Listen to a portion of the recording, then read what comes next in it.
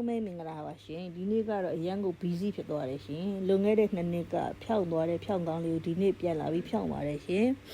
ဒီဖြောင်းကောင်းလေးကတော့သပင်ကဆန်သားလဲပွားတယ်ဆန်သားလဲထူတဲ့အထဲမှာပါတဲ့အပြင်မှာဆန်သားလဲကျန်းတယ်ပေါ့နော်ဆန်လုံးကြီးတယ်ပေါ့နော်ဆေးပထမဆေးကိုပဲ40မိနစ်45မိနစ်လောက်တော့ထားလိုက်ရတယ်ဒီဆေးထားပြီးတော့ခေါင်းလျှော်တယ်လျှော်ပြီးတော့ဟူဆက်ပြန်ဆွဲထားတာပေါ့နော်ပထမbefore နဲ့ after စပင်ကိုကြည့်ကြရဖြင့်အရန်ကိုပြောင်းလဲသွားတယ်ပေါ့နော်ဒါနောက်ပိုင်းကျတော့ဒုတိယဆေးတွေပါထည့်တာကိုကြတော့ကျွန်မမပြတော့ဘူးပေါ့နော်ဒါဖြစ်လို့လဲဆိုတော့ဗီဒီယိုဖိုင်အရန်ရှည်သွားမှာဆိုလို့ကျွန်မ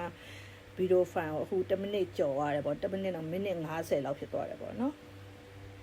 ဒါတော့မှဒါကကျမရဲ့ဒီနေ့ဖြောင်းကောင်းလေးဒီနေ့ကတော့တော်တော်လေးကိုပင်ပန်းနဲ့ကျမမထိုင်ရဘူးရှင်ဒါနောက်ဆုံး result လေးပါသူ့စပင်လေးပေါ့နော် before and after hair ကိုကြည့်လိုက်တာနဲ့သိပါတယ်နော်အားလုံးကိုလည်းကျေးဇူးအများကြီးတင်ပါတယ်လာဖြောင်းတဲ့အနောကိုလည်းကျေးဇူးအများကြီးတင်ပါတယ်ရှင်ယုံကြည်နဲ့ကိုညမကို2နှစ်ကျော်2နှစ်လောက်ကြာတဲ့အချိန်မှပြန်ပြီးတော့လာဖြောင်းပြီးလို့လည်းကျေးဇူးအများကြီးတင်ပါတယ်လို့